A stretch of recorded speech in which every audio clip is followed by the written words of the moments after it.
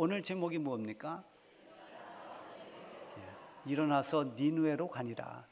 일어나 시리즈처럼 그렇게 계속 되어지는데요. 제가 이런 제목을 붙인 이유가 있습니다. 이때쯤이 되면은 많은 분들이 일하다 지칩니다. 그래서 내년에는 좀 쉬어야 되겠다. 내년에는 좀 모든 걸 내려놔야 되겠다 생각하고 주저앉으려고 하는 분들이 많은 때가 지금입니다. 이런 때일수록 사실 사명을 붙잡고 일어나야 될 때입니다. 다시 힘을 내야 할 때가 지금입니다. 하나님의 부르심에는 크게 두 가지가 있어요. 하나는 구원으로의 부르심이 있습니다. 이것은 수많은 사람들 가운데서 하나님이 나를 택하여 구원의 자리로 부르신 것입니다. 예수님을 구주로 믿게 하고 그 믿음으로 말미암아서 멸망에서 벗어나서 영원한 생명을 얻는 그 구원의 자리로 불러주신 것, 이것이 구원으로의 부르심입니다. 그리고 이 구원으로의 부르심에는 필요한 것이 하나 있는데 그것은 믿음이라고 하는 것입니다. 믿음이 필요합니다. 믿음 위에 더할 것이 아무것도 없습니다. 종교개혁자들이 그렇게 외쳤던 솔라 피데, 오직 믿음밖에 없습니다. 중세기 교회는 행위가 플러스가 됐습니다. 그래서 행위, 공적이 있어야 됩니다. 그래서 어떤 사람들은 계속 고행을 합니다. 또 어떤 때는 십자군 전쟁, 이런 종교 전쟁에 나가거나 또 헌금을 많이 하거나 하면 면죄부를 발행해서 면죄부를 주기도 했습니다. 행위에 따른 어떤 그 보상이죠. 여러분, 그러나 구원의 조건은 그 어떤 것도 아닌 오직 예수님을 나의 구주로 믿는 믿음밖에 없는 것입니다. 믿음으로 구원을 받습니다. 하나님이 초청한, 우리를 부르신 구원으로의 부름에는 믿음이 필요한 것입니다. 그리고 또 하나의 부름이 있는데 그것은 사명으로의 부름입니다. 이 부르심에는 어떤 특별한 사람들만을 이렇게 택해서 이 사명을 주시는 것이 아니라 하나님의 부름받은, 그래서 구원받은 모든 하나님의 사람들에게 주시는 그런 사명입니다. 그래서 이 사명은 아주 각 사람마다 다양하게 다릅니다. 하나님께서 우리 각자에게 사명을 감당하라고 주신 달란트가 있죠. 그래서 성경에도 1달란트, 2달란트, 5달란트 각각 달란트를 받은 이 비유가 우리에게 주신, 하나님이 주신 은혜를 말하는 거예요. 은사를 말하는 거예요. 근데 이 은사는 하나님의 영광을 드러내고 또 주의 일을 하라고, 감당하라고 주신 것입니다. 그래서 이 하나님의 사명으로의 부르심에는 헌신과 수고가 따라야 됩니다. 무엇보다도 순종하는 믿음이 꼭 필요합니다. 그래서 구원받은 것은 우리가 감사하고 감격하지만 사명받는 것에 대해서는 굉장히 부담스러울 수가 있어요. 문제는 이 부담을 어떻게 받아들이냐 하는 것입니다. 믿음에 따라서 부담이 다 해석하는 그 해석이 달라집니다. 우리 교회가 개척하고 한 창립 5주년쯤 됐을 때 지하실교회에서 벗어나서 그때는 이제 조립식 예배당을 조그맣게 짓고 거기서 성도들이 날마다 이렇게 부흥하고 성장해 갈 때입니다. 그런데 지휘를 하던 우리 청년이 갑자기 러시아로 음악 공부를 하러 가겠다고 했어요. 그래서 이제 지휘자가 또 한 명이 필요한데 이게 마땅히 지휘자를 어디서 구합니까? 그래서 새벽마다 기도했습니다. 우리 다 같이 기도하십시다. 지휘하실 분이 오도록 같이 기도합시다. 그래서 새벽에 계속 기도를 했는데요.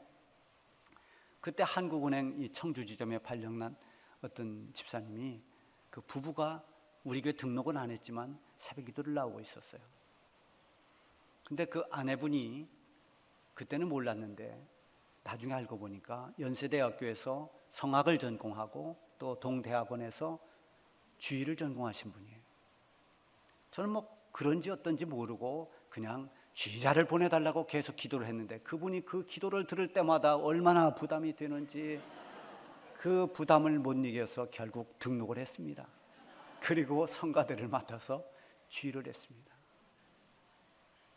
그리고 후에 저에게 그런 말을 했어요. 목사님, 기도할 때 부담으로 와 닿는 게 그게 사명인 것 같아요. 전 그 말이 참 공감이 갑니다. 유명한 오프라 윈프리가 말했던 4가지의 사명에 대한 명언이 있습니다. 남보다 더 많이 가졌다는 것은 그것은 축복이 아니라 사명이다. 해석하면 결국 하나님이 많은 걸 주셨으니 그걸 베풀며 살 사명이 있다는 거죠. 또 2번째는 남보다 아파하는 것이 있다면 그것은 고통이 아니라 사명이다. 아파본 사람이 할 일이 있습니다. 3번째는 남보다 설레는 꿈이 있다면 그건 망상이 아니라 사명이다. 그리고 4번째가 남보다 부담이 있다면 그것이 사명이다. 이렇게 말했습니다. 여러분, 그렇습니다. 부담은 사명이 될 수 있습니다. 문제는 부담을 사명으로 승화시키는 그런 믿음이 필요합니다. 사도 바울은 자신에게 이방인들에게 복음을 전하라고 하는, 그래서 주신 사명, 그 사명을 감당하라고 사도의 직분을 주셨는데 그것에 대해서 짐이다, 부담이다 이렇게 말하지 않았습니다. 감사하다고 고백했습니다. 그래서 디모데전서 1장 12절에 보면 나를 능하게 하신 그리스도 예수 우리 주께 내가 감사함은 하면서 무엇이 감사한지를 그 뒤에 말하는데, 나를 충성되이 여겨 내게 직분을 맡기심이니, 그러니까 나한테 이런 직분을 맡기신 것은 나는 너무나 감사하다는 것입니다. 왜 나에게 이렇게 무거운 짐을 맡겨주나, 왜 이렇게 부담스러운 짐을 주나가 아니라 이 짐을 맡겨주신 것은 그래도 내가 부족하지만, 내가 못난 사람이었지만 그래도 하나님이 나에게 이런 걸 맡겨주시니 이게 은혜고 이게 참 감사한 일이다. 이렇게 그는 감사로 받아들였습니다. 바울이 이렇게 사명에 대한 그런 감사가 있고 그 사명에 대한 믿음이 부담이 아니라 감사로 여기고 사명을 귀하게 여기다 보니까 이 사명을 감당함에 있어서 따르는 어떤 고난도 두려워하지 않았고, 그런 고난조차도 사명을 감당하는 일이라면 회피하지 않았습니다. 그래서 그의 고백을 보면 사도행전 20장 24절에 그런 말을 하죠. 내가 달려갈 길과 주 예수께 받은 사명 곧 하나님의 은혜의 복음을 증언하는 일을 마치려 하면은 나의 목숨조차도 아끼지 아니하노라. 이게 그의 고백입니다. 사명을 그렇게 귀하게 여겼습니다. 그러고 보면 바울은 우리 주님께서 주신 사명에 대한 가장 모범적이고 충실하게 감당한 그런 하나님의 일꾼입니다. 그런데 오늘 본문에 나오는 주인공은 하나님께서 주신 사명이 너무 부담스러웠습니다. 그 부담의 무게가 너무 무거워서 견디지 못하고 결국 그가 선택한 것은 도망길이었습니다.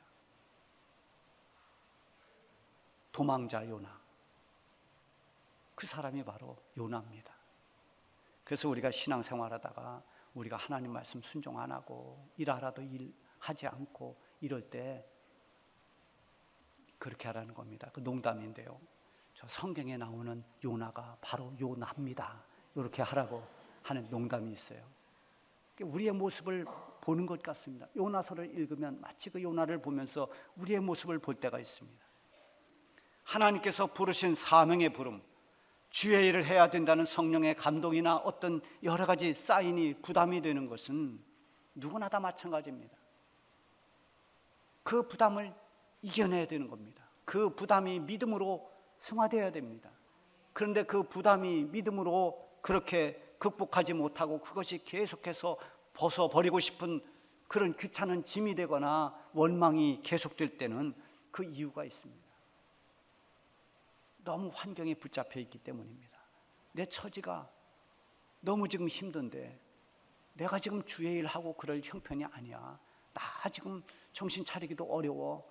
이제 이게 변명이 되는 거죠. 사르밧 과부가 하나님의 선지자인 엘리야에게 떡을 한 조각 주라고 했는데 그가 지금 가지고 있는 것이 많은 게 아닙니다. 모든 양식은 다 떨어졌습니다. 밀가루 조금하고 기름 조금 남았습니다. 그건 마지막으로 먹고 아들에게 주어서 먹이고 죽음을 기다려야 되는 그런 처지입니다. 얼마나 딱한 형편입니까? 그런데 그것마저 아들을 먹이지 못하고 선지자 엘리야를 공개하라고 하니 원망이 안 되겠습니까? 그런데 그때 이 사르밧 과부는 그대로 순종했습니다. 그랬더니 그 집에 밀가루와 가루, 이 기름이 떨어지지 않는 그런 기적이 일어났습니다. 이 사르밧 과부가 헌신을 마다하지 않고 자기가 해야 할 그 일에 충실한 결과입니다. 하나님 우리 형편을 다 아십니다. 내가 얼마나 어려운지, 내가 얼마나 힘든지 우리 사정을 하나님 모르시지 않습니다. 하나님께서 하나님의 일을 하고 사명에 순종하는 사람을 결코 버리시지 않는 것입니다. 그런가 하면 때로는 자기 약함이 이유가 됩니다. 나는 부족하다. 나는 그것을 할 만한 사람이 안 된다. 한테 시키지 마세요. 저는 그거 할 능력이 없습니다.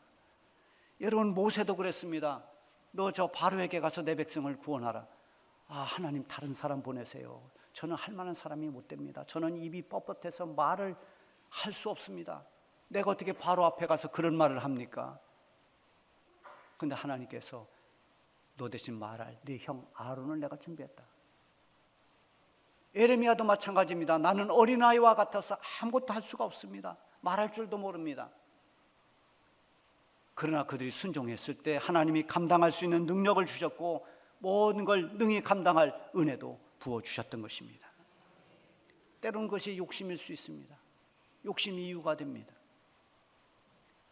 부자 청년이 예수님에게 나와서 어떻게 하면 영생을 얻을 수 있겠습니까? 물었습니다. 율법을 잘 지키는 청년입니다. 영생에 대한 관심도 있습니다. 이 청년이 예수님이 너는 내 재산을 다 정리하고 나를 따라와라. 이게 그 청년에게 준 사명입니다. 예수님을 따라서 예수님의 제자가 될 수 있는 절호의 기회입니다. 그러나 이 청년은 그 부르심을 마다하고 돌아갔습니다. 무엇 때문입니까? 그에게 있는 많은 재물 때문이었습니다. 욕심이 사명을 외면하고 만 것입니다. 또는 감정 때문에 그럴 수 있습니다.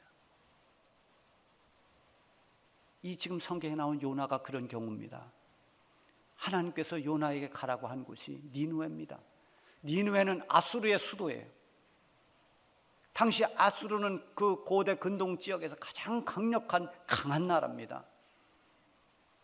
이 아수르가 강국으로 부상하면서 수많은 나라를 침공하고 그리고 세력을 점점 키워갔습니다. 우리가 아는 것처럼 북이스라엘, 이 북이스라엘도 아수르에 의해서 멸망당했습니다. BC 612년경에 바벨론에 의해서 아수르가 망하기까지 아수르는 얼마나 많은 이웃 나라들을 침공하고 정복하면서 피정복민들에게 무자비하게 잔인하게 굴었습니다.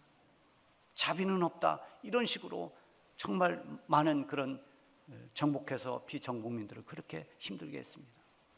그러다 보니 많은 사람들이 아수르를 미워합니다. 아수르에 대한 나쁜 감정이 가득 차 있습니다. 아수르는 망해야 된다는 생각을 가지고 있습니다. 그렇게 증오가 클 수밖에 없는데 요나도 바로 그런 사람입니다. 가장 미워했던 그런 니느웨 사람들, 하나님께서 하필이면 그곳으로 가라고 하십니다. 요나서 시작하는 1장 2절에 보면 너는 일어나 저 큰 성읍 니느웨로 가서 그것을 외치라. 그 악독이 내 앞에 상달되었음이니라. 니느웨 사람의 악함이 얼마나 악한지 하나님 앞에 상달됐다는 것입니다. 이제 곧 하나님의 진노와 심판이 임할 텐데 그러기 전에 하나님께서 회개의 기회를 줍니다. 그때 요나를 불러서 그곳에 가서 이제 하나님의 심판이 임박했으니 너희들 회개하라. 이걸 외치라는 것입니다. 요나가 하나님의 부르심을 받고 얼마나 괴로웠겠습니까? 저 니느웨 사람들을 마땅히 하나님 심판받고 망해야 되는데 회개의 기회를 주시는 하나님이 자신에게 가서 전하라고 하니까 너무 싫었던 것입니다. 니느웨로 가기도 싫고 그 사람들을 보기도 싫고 그 사람들이 용서받는 것도 싫을 만큼 그 감정의 골이 깊었습니다. 미움이 컸습니다. 사실 미운 감정이 있으면 그 사람 근처에도 가기가 싫고 할 수만 있으면 멀리 피하려는 게 사람의 심리죠. 그런데 그들에게 가서 하나님 말씀을 전하라고 하니 너무 부담이 크고 괴로웠습니다. 결국 이 요나는 그 부담을 이겨내지 못하고 하나님을 피해서 도망길을 선택합니다. 나 이 현실을 외면하고 싶다. 그래서 하나님을 피해 도망합니다. 그렇지만 이 우주 만물을 창조하시고 모든 걸 주관하고 다스리시는 하나님 앞에서 피할 곳이 어디에 있습니까? 어디를 가도 하나님의 손바닥 안에 있는 것입니다. 그래서 시편 기자는 시편 139편에 보면 이렇게 말해요. 내가 주의 영을 떠나 어디로 가며 주의 앞에서 어디로 피하리이까? 내가 저 하늘에 올라갈지라도 거기 계시고 스올에 내 자리를 펼지라도 거기 계시며 내가 새벽 날개를 치며 저 바다 끝에 가서 거할지라도 거기서도 주의 손이 나를 인도하시고 주의 오른손이 나를 붙드시리이다. 하나님 피할 곳이 없다는 겁니다. 결국 도망치는 이 요나는 풍랑을 만나게 됩니다. 그 풍랑으로 인해서 요나가 바다에 던지움을 당해요. 3일 동안 요나는 물고기 뱃속에서 지옥을 경험합니다. 그때 하나님 앞에서 회개하고 겨우 살아났습니다.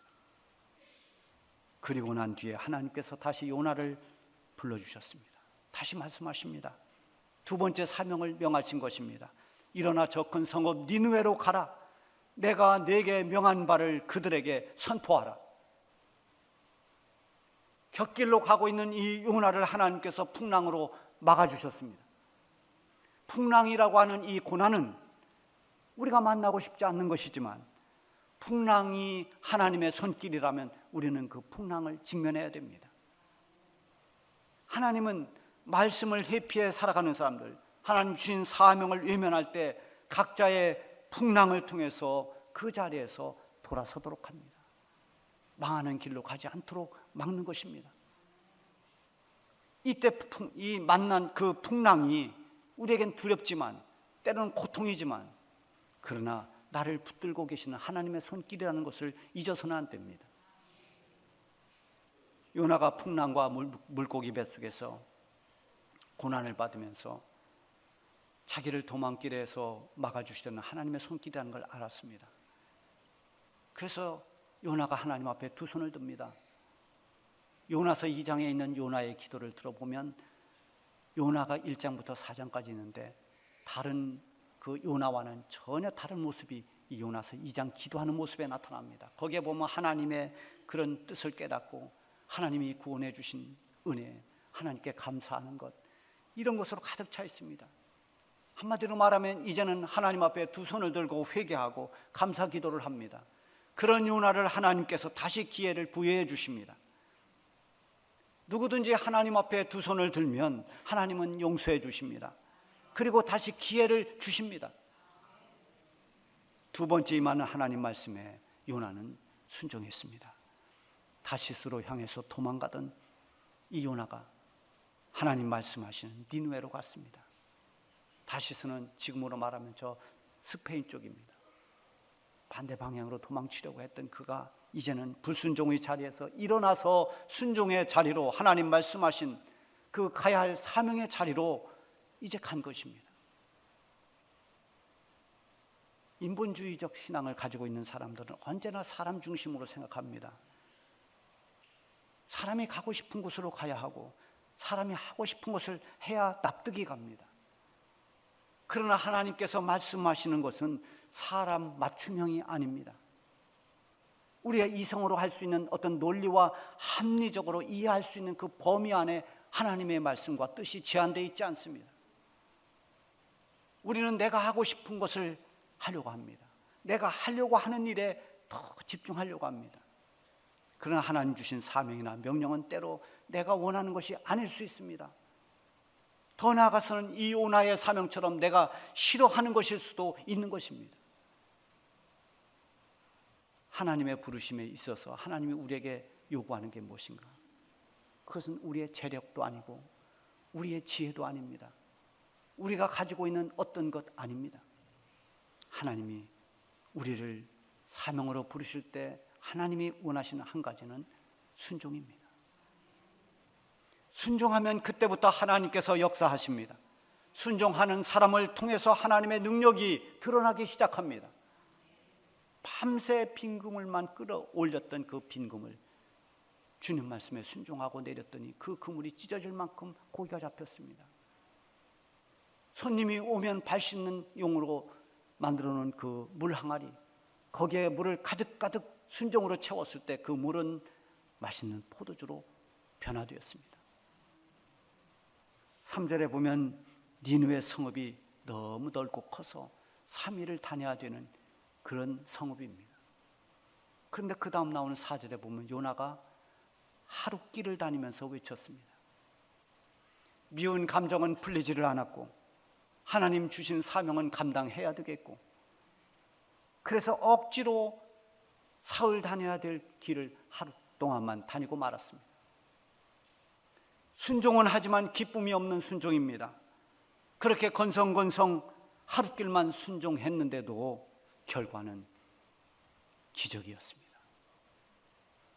5절에 보면 니느웨 사람들이 하나님을 믿고 금식을 선포하고 높고 낮은 자를 막론하고 굵은 베옷을 입은지라. 이 굵은 베옷을 입었다는 건 회개했다는 말이에요.